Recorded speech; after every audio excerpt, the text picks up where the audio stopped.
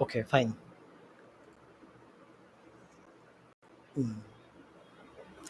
আচ্ছা দেখুন তো আমার স্লাইডটা শেয়ার হয়েছে কিনা ডক্সের ফাইলের, গুগল ডক্সের।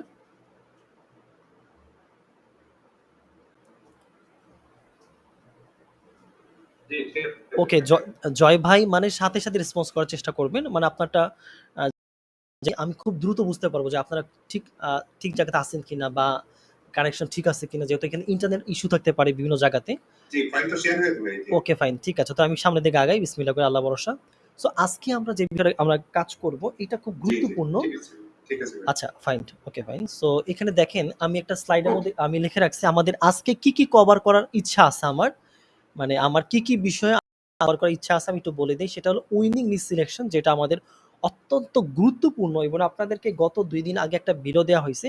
ওই ভিডিওটার সাথে এই ভিডিওটা অ্যাটাচড করে, মানে কম্বাইন করে যখন আপনি কাজ করবেন তখন আপনার সিলেকশনটা খুব সুন্দর হবে। এবং আমি আপনাদেরকে বলেছিলাম যে সিলেকশনের জন্য সর্বোচ্চ ৭ দিন সময় নেন। বাট একবার সিলেকশনটা যদি হয়ে যায় না, একটা পারফেক্ট উইনিং সিলেকশন যদি হয় তাহলে আপনি ডেফিনেটলি ভালো একটা কিছু করতে পারবেন। বাট হযবরল আগায়েন না। ইটসের মধ্যে হযবরল অ্যাকাউন্টের কোনো অভাব নাই। বাট এগুলো শেষ পর্যন্ত খায় না। প্রাথমিক পর্যায়ে খেতে পারে, বাট একটা পর্যায়ে তারা ভাত পায় না। কেন পায় না? কেন? মানুষ তো ওইটাই চায় যেটা কিনা একবারে তাদের প্রোডাক্টিভিটিটা খুব সুন্দর, তাদের ভিজুয়ালাইজেশনটা খুব সুন্দর। স্টোরটা দেখার পর যেন মনে হয় একটা ব্র্যান্ড। এটা এরকম না যে এখানে গরু, মহিষ, ঘোড়া, ছাগল সব একসাথে ভাত খাবার খায়। বিষয়টা এরকম না। মানে যেখানে গরু পালতেছে তো গরু পালতেছে। যেখানে হাল চাষ হচ্ছে তো ওইখানে হাল চাষ হচ্ছে। মানে এরকম যেন উল্টাপাল্টা না হয়। সো এইজন্য নিজ ডিসিশনটা অনেক গুরুত্বপূর্ণ। আর নিজ যদি একবার ভুল হয় তাহলে আপনাকে অনেক পস্তাইতে হবে একটা পর্যায়ে যায়া। কেন? অনেক টাকা খরচ হবে, দেখা যাবে লিস্টিং এর ক্ষেত্রে, বাট কোনো রেজাল্ট আসবে না। সো এই বিষয়গুলো আমি এখন থেকে ক্লিয়ার করে দিতেছি A to Z, যাতে আপনার কোনো কনফিউশন না থাকে যে ভাই আমার তো লিস্টিং এ খরচ কাটতেছে, বাট আমার ২ বা ৩ মাস হয়ে গেল, বাট কোনো রেজাল্ট আসতেছে না। তখনই আপনার কথা মনে রাখতে হবে যে ভাইয়া কি বলছিল? ভাইয়া তো বলছিল যে উইনিং নিজ সিলেকশনের কথা বলছিল। সো এইটা তো আমাকে ৭ দিন সময় দিতে হবে। আপনাকে তো ৭ ঘন্টার কথা বলি নাই। আপনি প্রতিদিন ২ ঘন্টা করে সময় দেন, ৭ দিন দেন। এরপরে সুন্দর মতো Google docs file, Google docs যদি না হয় তাহলে আপনি Google শিটে যাবেন। Google শিটে যাওয়ার পর এরপর আপনি কি করবেন জানেন? আমি একটু বলে দেই। আপনাদেরকে যদি একটু বিষয়টাকে হাতে ধরে দেখাই, ধরেন আমি একটু যদি এখানে যাই DRIV ড্রাইভ, Google ড্রাইভে যদি যাই, সো Google ড্রাইভে একটা অপশন আছে যাকে বলে Google শিট বলা হয়। এই শিটের মধ্যে আপনি আপনার যেই ক্যাটেগরি আপনি চুজ করতে পারতেছেন না যে আমি কি নিয়ে কাজ করব। বাট এটা আমি তো সম্পূর্ণ সমুদ্রের মধ্যে পড়ে আছি। কারণ নিচটা এমন যে এইটা তো অনেক বড় একটা সিলেকশন হয়ে থাকে। সো এক্ষেত্রে আমাকে তো এইটা অনেক রিসার্চ করে বের করতে হবে। একটা মানুষ ধরেন ২-৩ বছর ইটসেতে কাজ করে ভালো অবস্থানে চলে গেছে। বাট ডেফিনিটলি আপনি তাকে ফলো করে মনে করবেন না যে আমিও তার মতো করতে পারবো। এটা সম্পূর্ণ এটা ঠিক না। লার্নিং বাংলাদেশ একটা এআই কোর্স নিয়ে আসছে। তারা মাত্র ২ থেকে ৩ মাসে ৭০ থেকে ৮০ লক্ষ টাকা ইনকাম করছে। তার মানে এই নয় যে আপনি জাস্ট একটা ওদের মতো একটা কপি জাস্ট পেস্ট করে নিজের মতো একটা ভ্যালু ক্রিয়েট করে আ অনলাইনে ছেড়ে দিলেন। আর মনে হইলো যে আমার এটা ৭০ থেকে ১ লাখ টাকা ইনকাম হবে। সম্পূর্ণ এটা কোনদিন যদি এই প্রসেসে বিজনেস চলতো বা এই প্রসেসে যদি কনসেপ্টটা যদি কাজ করতো, তাহলে প্রত্যেকটা মানুষ বিজনেস ছেড়ে তারা এই কোর্স সেলিং এর মধ্যে, ইটসের মধ্যে ঝাঁপায় পড়তো। বাট ডেফিনিটলি এটা কাজ করে না সবার ক্ষেত্রে। এটা ভ্যারিয়েশন, এটা ভ্যারিয়েবল, এবং এইটা কনসিস্টেন্সিটা বজায় সবসময় থাকে না। একেকজনের ক্ষেত্রে একেকটা রকম হয়ে থাকে। সেই জন্য বিষয়টা মাথায় রাখতে হবে যে সবার ক্ষেত্রে সব হবে না। সেই জন্য সবসময় ক্রিয়েটিভ থিঙ্কিং করার চিন্তা ভাবনা করতে হবে। যারা বিজনেসম্যান তারা যেন বিজনেস ম্যাগনেট হতে পারে, এইরকম ক্রিয়েটিভ চিন্তা ভাবনা যেন তার থাকতে পারে। একটা অ্যাসেট সে যে তৈরি করবে, এই অ্যাসেটটাকে আদৌ কি মানুষ খাবে কিনা? আমি খাস বাংলাতে বলতেছি যাতে আপনি বুঝতে পারেন। কারণ এখানে স্ল্যাগ কোনো ইস্যু হবে না, বাট আপনাকে বোঝানোর স্বার্থে কিছু গ্রাম্য ভাষা ইউজ করা যেতে পারে। ঠিক আছে? সো আপনি এমন কিছু তৈয়ার কইরেন না, এমন কিছু প্রোডাক্টিভিটি মধ্যে আপনি আইনেন না যেটার মধ্যে মানুষ খাবে না, মানুষ দেখতেও পছন্দ করে না। আপনি তো এড বাজেট হিউজ পরিমাণে সেল করে ফেললেন। আপনার $20 শেষ হয়ে গেল। আপনার ক্লিক আসতেছে না, অর্ডার আসতেছে না। সো ওইটা কেউ খাবে না। সো ইটস এর মধ্যে যত ধরনের সেলার আছে তারা কিছু বিষয় কিভাবে করে যেগুলো কোনো, আমি এখনো পর্যন্ত আমি বাস্তব যেটা বলতেছি ভাই, মানে ইউটিউবের কোনো ভিডিওর মধ্যে আমার মনে হয় এগুলো নাই। কেন নাই? তারা সবাই যারাই ইটসেতে ভালো কিছু করতেছে তারা একটা তাদের কমেন্টের মধ্যে অথবা ডেসক্রিপশন মধ্যে লিঙ্ক দিয়ে রাখছে যে এখান থেকে তুমি পারচেজ করে নাও, দেন তুমি কাজ শুরু করে দাও। আর সাপোর্টের তো হুদাই কোনো সাপোর্টই নাই। সাপোর্ট নাই কেন? তারই তো কোনো ঠিক ঠিকানা নাই। সে সাপোর্ট দিবে কিভাবে? তো এই বিষয়গুলোর জন্য দেখা যায় যে একটা গাইড পাওয়াটা খুব টাফ। তো আমি এইজন্য আপনাদের মনের কিছু কথা বলতেছি, আপনারা একটু মিলায় নিয়েন বিষয়গুলো যে বাস্তব কিনা সত্য। আমি এখানে Google শিটের মধ্যে ক্লিক করলাম। শিটের মধ্যে ক্লিক করার পর ভাই এরপরে আমি কি করব? আমি সিলেকশনটা যে করব, আমি জাস্ট আপনাদেরকে ওয়ে দেখাবো। বাট এইরকম না যে আমি ২-৩ ঘন্টা শুধুমাত্র সিলেকশনের উপরে বসে থাকবো। তাহলে তো এই ক্লাসটা তো প্রোডাক্টিভ না। এই ক্লাসটা তো শুধুমাত্র একটা জিনিস শিখার উপরে না। আপনাকে একটা প্রসেস ধরায় দেওয়া হবে যে ভাই এই প্রসেসে আগাও। যে সাইকেল চালাইতে পারে না তাকে ১ম এ কি করা হয় জানেন? তাকে সুন্দর মতো সাইকেলে বসিয়ে একজন হাতে পিছনে, একজন সামনে। ২ জন ধরে চালায়। আর ও কি বলতেছে যে ঠিক আছে আপনারা যতক্ষণ আছেন তা আমি আমি আমি চালাবো। আপনারা চলে গেলে আমি কিন্তু পড়ে যাবো। সো ওই কনফিডেন্টটা তার মধ্যে কিন্তু এখনো আসে না। আর তারা কি বলতেছে, "আরে সমস্যা নেই বেটা। তুই পারবি যা। তুই হাঁটতে থাক।" সো কি হয়? একটু হোঁচট পড়ে যায়, বারবার হোঁচট খায়, বারবার পড়ে যাচ্ছে। একটা পর্যায়ে সে মনে করে যে না আমার দ্বারা সম্ভব না ভাই। তো বাট যে এই ফিলটা যদি তার মধ্যে না আসে যে আমার দ্বারা সম্ভব, এইটা যদি তার মধ্যে না আসে তাহলে তো হাজারো মানুষ তাকে ধইরে বুঝে কোনদিন বলতে পারবে না যে আমার দ্বারা সম্ভব। কেন অন্য মানুষের কথা আর আপনার কথা তো এক না। আপনার ভিতর থেকে আসতে হবে যে আমার দ্বারা সম্ভব। Failure is the pillar of success. এই অবশ্যই আমি বারবার ব্যর্থ হব বাট আমি সাকসেস পাবো একটা সময় যেয়ে। সো দেখা যাবে সে ওই ছেলেটা যেই ছেলেটা সাইকেল চালাতে পারতো না, হাত পা ভেঙে গেছে। একটা পর্যায়ে ওই ছেলেটা যদি জিদ করে না আমাকে সবচাইতে ভালো সাইকেল চালাইতে হবে। একটা পর্যায়ে কিন্তু সে ঠিকই শিখে যায়। যে ছেলেটা পানিতে ভয় পাইতো নামতে, আপনার সুইমিং এ সাঁতার কাটতে, সেও একটা পর্যায়ে কিন্তু সাঁতার শিখে যায়। সো এই বিষয়গুলো একটু সময় সাপেক্ষ ব্যাপার এবং একটু প্রত্যেকটা বিষয় কনসিস্টেন্টলি বজায় রাখতে হবে। ঠিক আছে? Industry the key to success. আপনার পরিশ্রম কিন্তু আপনাকে একটা ভালো জায়গাতে নিয়ে যাবে। আপনার পরিশ্রম যদি সুন্দর না হয় তাহলে কিন্তু আপনাকে কিন্তু ভালো যাইতে পারবেন না। এখন এই যে আমি যে Google Sheet-টা যে তৈরি করলাম, দেখেন এই যে এখানে Google Drive-এ, এই Drive-এ যাওয়ার পর এখানে আপনি কি করবেন? এখানে Drive-এর মধ্যে আপনি যে নিচগুলো সিলেকশন করবেন, ধরেন আপনি ৭ দিন সিলেকশন করলেন, ১০০ টা প্রোডাক্ট নিয়ে কাজ করবেন, বাট আপনি এরকম ২০০-৩০০ সিলেকশন করলেন। বাট প্রাথমিক পর্যায়ে তো আপনাকে বলা হয় না ১০০ টা সিলেকশন করার জন্য। আপনি ১০০ টা সিলেকশন এখানে নিয়ে আসেন, উইনিং প্রোডাক্টের সিলেকশন, এবং ওইগুলো আপনি দেখলেন যে ভাই আমি এই প্রোডাক্টটার মধ্যে এই জিনিসটা আমি ভালো পারি। হ্যাঁ, ডেফিনিটলি আমি Canva টেমপ্লেট ডিজাইনটা ভালো পারি। Yes, that's good. ভাইয়া আমি না এই যে ডগ টি-শার্ট ডিজাইন বান্ডেলটা ভালো পারি। That's good. ভাইয়া আমি না ক্রিয়েটিভ মার্কেটিং এজেন্সি এই সমস্ত থিমগুলো না ভালো পারি। বাট আমি এগুলো সেল করতে চাচ্ছি। ভাই কিভাবে সেল করা যাবে আমাকে একটু পরামর্শ দেন। বাট আপনি কি এইটা নিয়ে আদৌ কি কমফোর্টেবল? আপনি কি আদৌ এটার উপরে কাজ করতে চাচ্ছেন বেস করে? এটা কিন্তু আপনাকে ইনশিওর হইতে হবে। নাহলে ২ দিন পরে কিন্তু আপনি মজা পাবেন না। একটা বিজনেস মানে এই নয় যে আপনার টাকা আসতেছে আর আপনার পকেট ভরতেছে। বাট আপনার ওইটা কোনো মানে দিলের মধ্যে কোনো প্রফুল্ল আসতেছে না। বাট আমি ইটস পছন্দ করতেছি, তার মানে আমি কথাগুলো বলতে পছন্দ করতেছি। ঠিক আছে? ডেফিনিটলি। সো আপনার সামনে যখন এগুলো আসবে তখন কিন্তু আপনাকে মাথায় রাখতে হবে যে ভাই আমি যে একটা কাজ করব ভাই, আমি তো আ আপনি ধরেন আপনি বললেন যে ৭ দিন ধরে সময় নিয়ে রিসার্চ করার জন্য। দেন আমি আমি আপনাকে দেখালাম যে ভাই আমি এই যে সিলেকশনটা করেছি। আপনাদের একটা অবশ্যই ডেফিনিটলি আপনাদের কিন্তু একটা ইয়ে থাকবে। আপনাদের অ্যাসাইনমেন্ট থাকবে, হোম অ্যাসাইনমেন্ট, এবং এই ক্লাসের শেষে কিন্তু আপনাদেরকে একটা চমক দেয়া হবে যে আপনাদের সামনে কি চিন্তাভাবনা আমাদের আছে। সো ওইটা যাতে আপনাদের প্রোডাক্টিভিটি যেন বাড়ে, যেন আপনারা ন্যাতায় না পড়েন, আপনারা যেন অলস হয়ে না পড়েন। ঠিক আছে? স্লো কোচ কিন্তু কোনোদিনও ভালো না। এই বিষয়গুলো মাথায় রাখতে হবে। সো এখন এখানে আপনি কি লিখবেন জানেন? এখানে প্রোডাক্ট নেমই লিখবেন। আপনি এখানে লিখবেন প্রোডাক্ট নেম।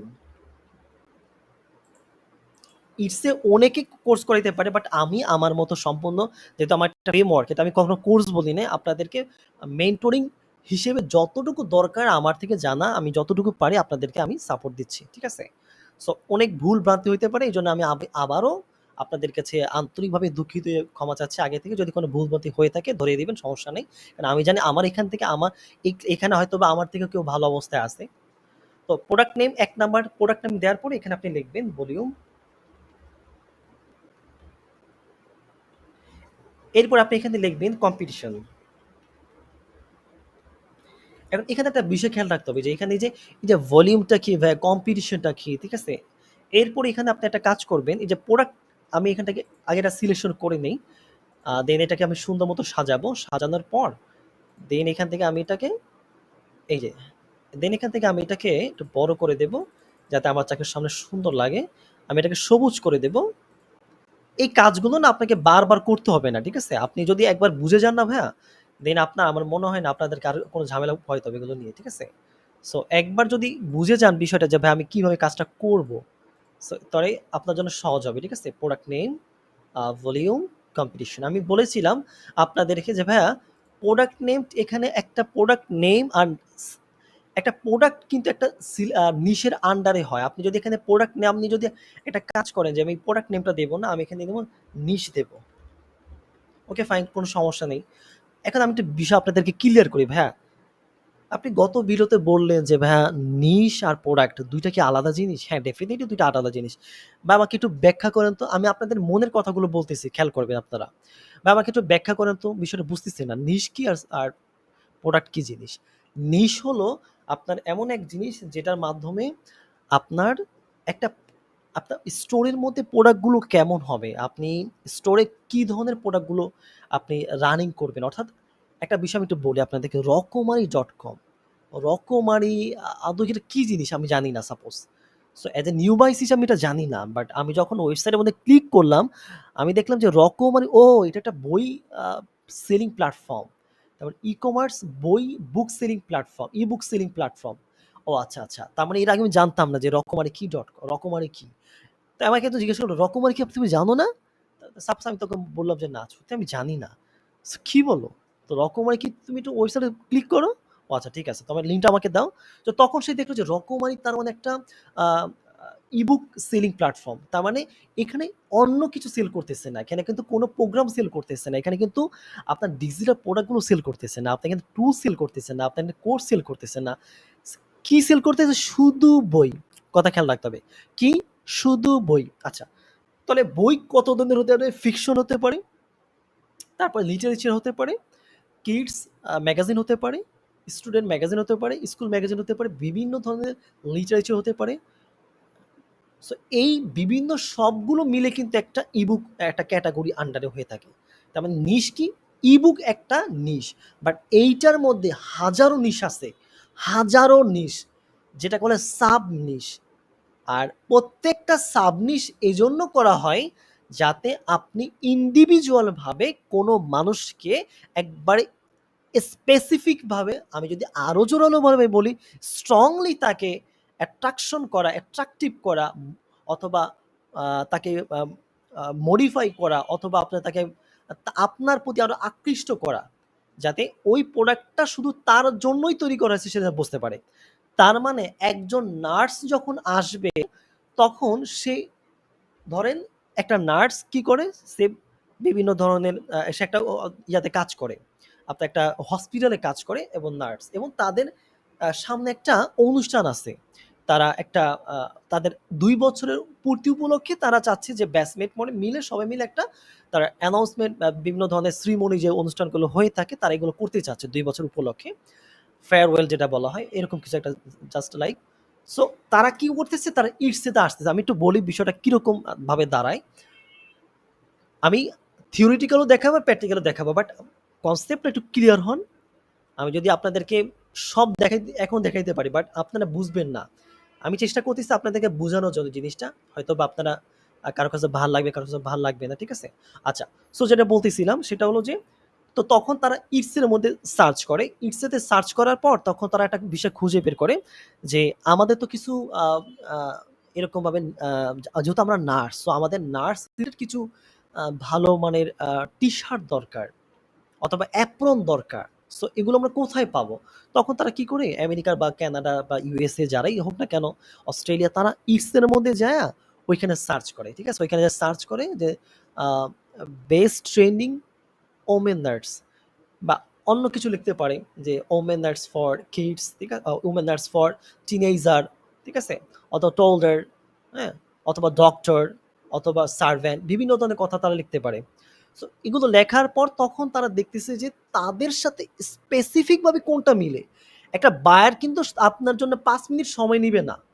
একটা বায়ার যখন আসবে ৫ মিনিট সময় নেবে না। তাকে অ্যাটেনশন গ্র্যাব করা বা হুক এবং তাকে রিহুক করা এইটা খুবই পজিটিভ ভাবে নিতে হবে এবং মাত্র ১ মিনিট থেকে 30 সেকেন্ডের মধ্যে আপনাকে তাকে হুক আর রিহুক এই ২ টা কমপ্লিট করতে হবে।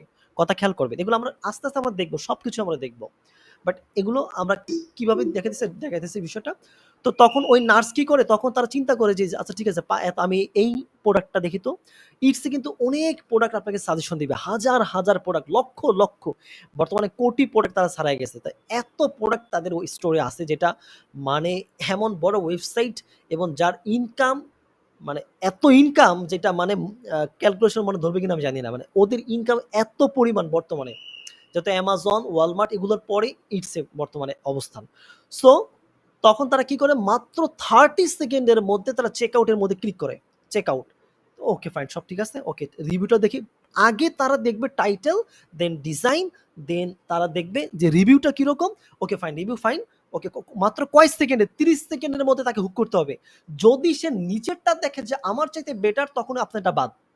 আপনারটা সে ভুলেও দেখবে না। যদি সে নিচের দিকে দেখে যে আপনার চাইতে লো প্রাইস এবং রেটিং ভালো, স্টার সেলার, ডেলিভারি দ্রুত দেয় এবং তার সে যা বুঝাইতে চাইছে এটা আপনার ডিমান্ডের সাথে পুরোপুরি মিলে গেছে, ম্যাচ করছে। সো তখন কি করছে আপনার থেকে সুইচ করে। এই যে এটাকে বলে রিহুক অর্থাৎ আপনার থেকে আপনার থেকে ডিসপোজ হয়ে সে অন্য জায়গায় চলে গেছে। তো তখন কি হয় আপনার থেকে বাউন্স এই যে আপনার যে ক্লিক হয়েছে বাট আপনার অর্ডারটা পাচ্ছেন না। এগুলোর অন্যতম কারণ হইলো যে হুক আর রিহুক বিষয়টাকে তারা আপনারা খুব সেন্সিটিভ ভাবে নেন না, এটাকে কেয়ারফুলি ভাবে নেন না। মানুষ মনে করে যে শুধু ইটস অ্যাকাউন্ট খুলে ওইখানে প্রোডাক্ট আপলোড করলেই ভাইয়া ২-৩ মাসের $৫,০০০ $১০,০০০ ইনকাম হয়ে যাবে না ভাইয়া। না, অসম্ভব। অনেকেই কান্নাকাটি করে ভাইয়া আমার তো হয় না। কেন হয় না ভাইয়া? হয় না এইটাই যে আপনি কিছু বোঝেনই না। আপনি নিশ কি বুঝেন না, কম্পিটিশন কি বোঝেন না, ভলিউম কি বোঝেন না, এআই কি বোঝেন না, আপনার বিভিন্ন ধরনের টুলস নিয়ে যে কাজ করতে এগুলো বোঝেন না। তো তখন 30 সেকেন্ডের মধ্যে সে চেক আউটের মধ্যে ক্লিক করে সাথে পারচেজ করে ফেলবে। ডেফিনিটলি খুব দ্রুত এবং ইটস এ যেহেতু অনেক বেশি ইটস এ কোনো ফ্রডকে জায়গা দিবে না। কোনোদিন কোনো ফ্রডকে জায়গা দিবে না। একটা রিভিউ খারাপ হবে, একটা জাস্ট তাদেরকে কাস্টমার সাপোর্টে কথা বলবে যে ও আমার সাথে গাদ্দারি করছে। একবারে অ্যাকাউন্টটা চাঁদের দেশে পাঠায় দিবে। সো সাবধান। অনেক সাবধান। একটা প্রোডাক্ট যেন এরকম না হয় যে আপনার প্রোডাক্টটার মধ্যে কোনো ভ্যালু নাই। $10 দিয়ে সে কিনলো, আপনাকে দেখলো যে প্রোডাক্টের মধ্যে কোনো ভ্যালুই নাই। $2 এর প্রোডাক্ট। অর্থাৎ আপনি বলছেন যে খুব ভালো ভ্যালু দিবেন এখানে, ভ্যালু ক্রিয়েট করবেন। সো ভিতর দেখতেছি কিছুই নাই। অ্যাসেটের মধ্যে সব ফাঁকা।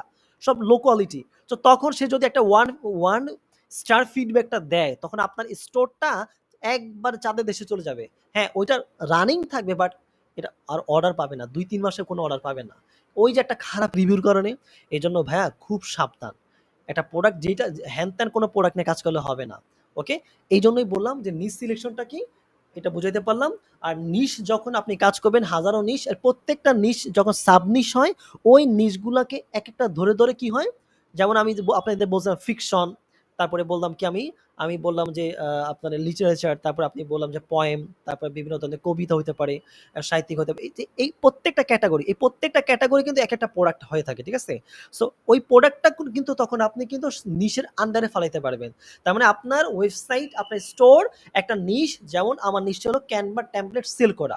এখন ক্যানভা টেমপ্লেট সেল যে আমি করব ভাইয়া, শুধুই কি ক্যানভা? হ্যাঁ, আপনি ক্যানভা সেল করে কুলাইতে পারবেন না। কেন ক্যানভার হিউজ পরিমাণে অপরচুনিটি শুধু গুগলে না, শুধু ফাইবারে না, ইটসে না, শপিফাই না সব জায়গাতে। কেন ক্যানভা টেমপ্লেটটা খুবই জনপ্রিয় এবং এটা খুব ভালো কাজে লাগে। বাংলাদেশ হয়তো মানুষ এগুলো বোঝে না, যার কারণে অর্ডার করে না। বাট পৃথিবীর অন্যান্য মানুষগুলো আমরা যখন এআই দিয়ে প্রোডাক্ট ক্রিয়েশন করব তখন আপনি দেখতে পারবেন যে কি পরিমাণ চাহিদা এগুলোর আছে। Okay fine. সো এই যে এখানে ১ নাম্বার নিশ তার মানে আপনি ওই প্রোডাক্টটা নিয়ে এখানে আ আপনি কি করবেন? এই নিশ অথবা আপনি এখানে লিখলেন, খেয়াল করি। নিশ অথবা আমি এখানে লিখলাম যে প্রোডাক্ট।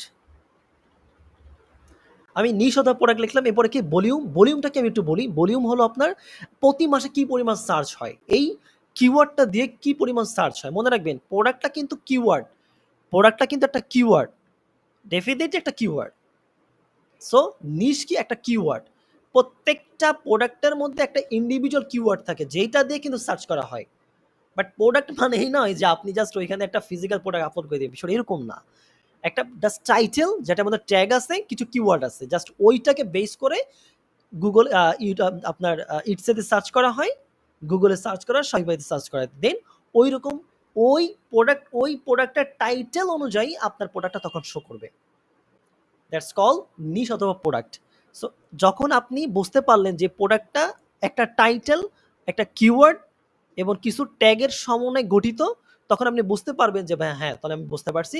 তার মানে আমাকে আমার আমার মনের মাধুর্য মিশিয়ে চিন্তা ভাবনা করতে হবে যে আমি কি নিয়ে কাজ করছি। ক্যানভা টেমপ্লেট না, Canva template for kids, Canva template for toddlers, Canva template for student, Canva template for businessman, Canva template for real estate. আপনি প্রত্যেকটা দিয়ে সার্চ করে দেখেন, ক্যানভা টেমপ্লেট প্রত্যেকটাই আছে, প্রত্যেকটাই। বাট প্রত্যেকটা কি ভালো কাজ করতেছে? না, এটা সম্পূর্ণ ভুয়া।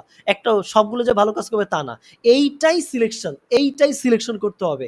আমি আপনাকে 10টা সিলেকশন দিলাম আমার নিজ থেকে, বাট আপনি যদি সিলেকশন না করেন, হ্যাঁ, আপনি যদি আবার নিজ থেকে সিলেকশন না করেন, আমি একটু দেখি যাই ভাইয়া তো দিচ্ছে, আমি একটু দেখি, কেন প্রতিনিয়ত এটা ভ্যারি করে, প্রতিনিয়ত প্রোডাক্টের যে রেঞ্জ কম্পিটিশন কিন্তু ভ্যারি করে, প্রতিনিয়ত কম্পিটিশন কিন্তু বাড়তে থাকবে, একটা কথা খেয়াল করবেন।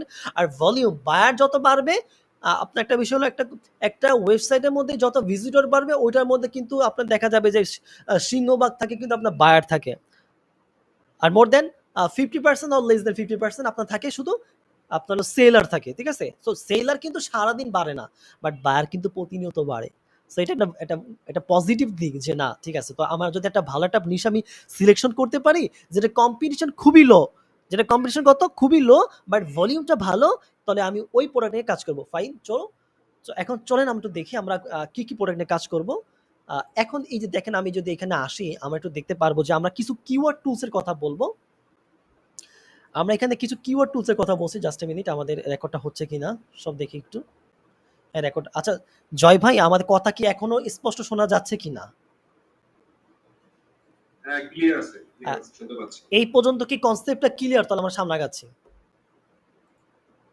জি, নিশ্চয়ই কনসেপ্টটা ক্লিয়ার আছে। আচ্ছা, ঠিক আছে। এখন আমি একটু বলেন, এই যে আমরা যে নিশগুলো সিলেকশন করব, এইটাগুলো কিন্তু আপনি যদি ডিরেক্ট আমি একটু বলে খেয়াল করেন, আপনি এখানে গেলেন, কোথায় গেলেন? এই জায়গাতে যা আপনি ধরেন এই যে এখান থেকে যে আপনি পড়ে যাতে গেলেন, ইটসের মেইন যে সার্চ বার ওইখানে গেলেন, হ্যাঁ। সো ইটসের মেইন সার্চ বারে যে যদি আপনি সার্চ করেন, আপনি বিশ্বাস করেন আপনি কিছু পাবেন না। আপনি শুধুমাত্র কিছু প্রোডাক্টের আইডিয়া পাবেন এবং আপনি সমুদ্রের মধ্যে হারায় যাবেন।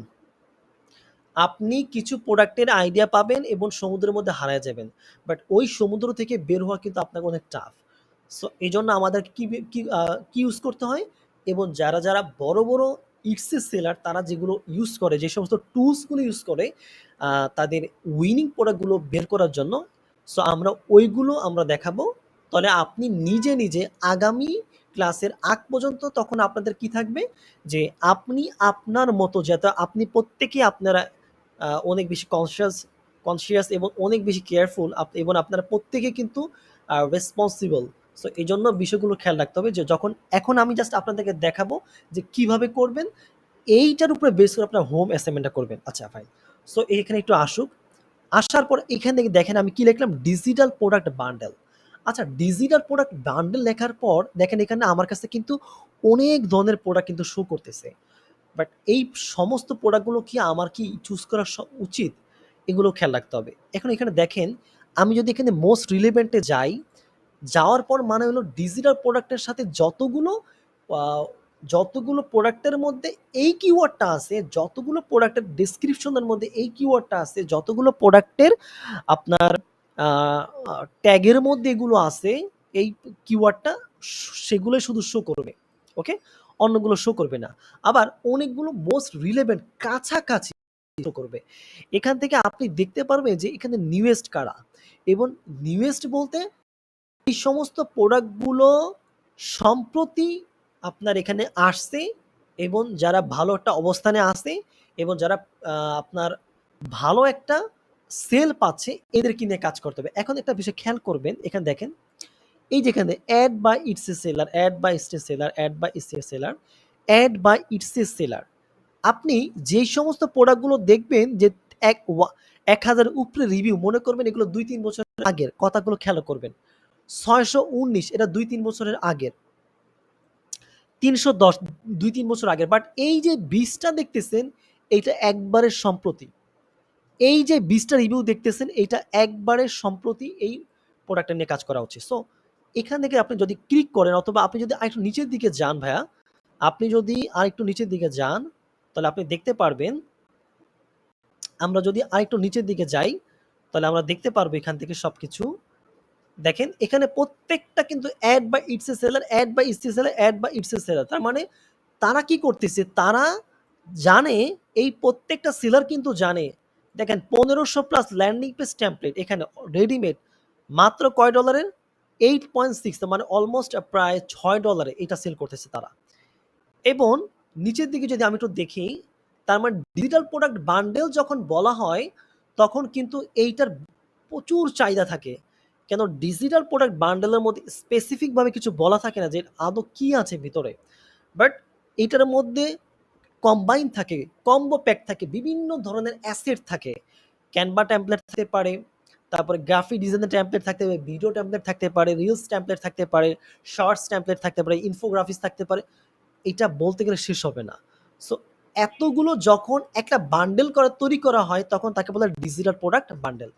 কথা ক্লিয়ার? আশা করি clear.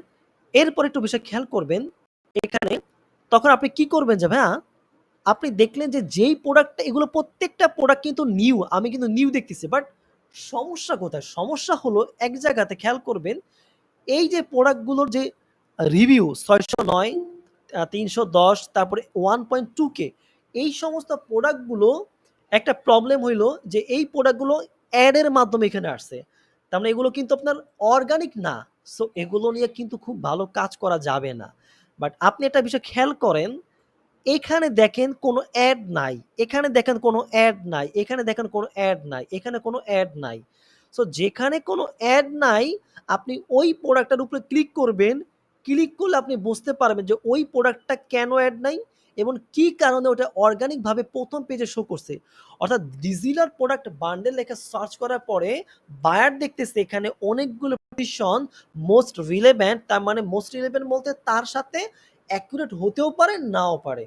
Low to high, high to low, top review, newest. তার মানে যারা নিউ আছে তাদের জন্য একটা অপরচুনিটি এখানে বিল্ড আপ করতেছে, যারা ভালো রিভিউ আছে তাদের জন্য একটা অপরচুনিটি বিল্ড আপ করতেছে। তো সো এখান থেকে বায়ার যখন কি করলো, এখান থেকে দেখেন 100 এফিলিয়েট কোড পিএলআর, এখান থেকে আমি ক্লিক করলাম। ক্লিক করার পর এই প্রোডাক্ট আমি দেখব যে এই প্রোডাক্টটা আসলে কি ধরনের প্রোডাক্ট, কেন এই প্রোডাক্টটা এখন এখানে চলে আসছে, তাই না? এই একটা প্রোডাক্ট আমি দেখলাম।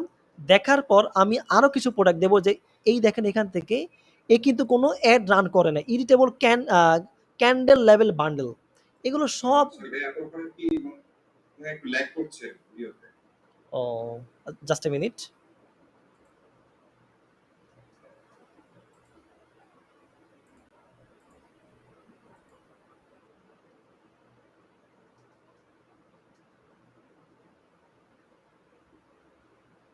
এবার কি ঠিক আছে ভাইয়া? Hello, hello.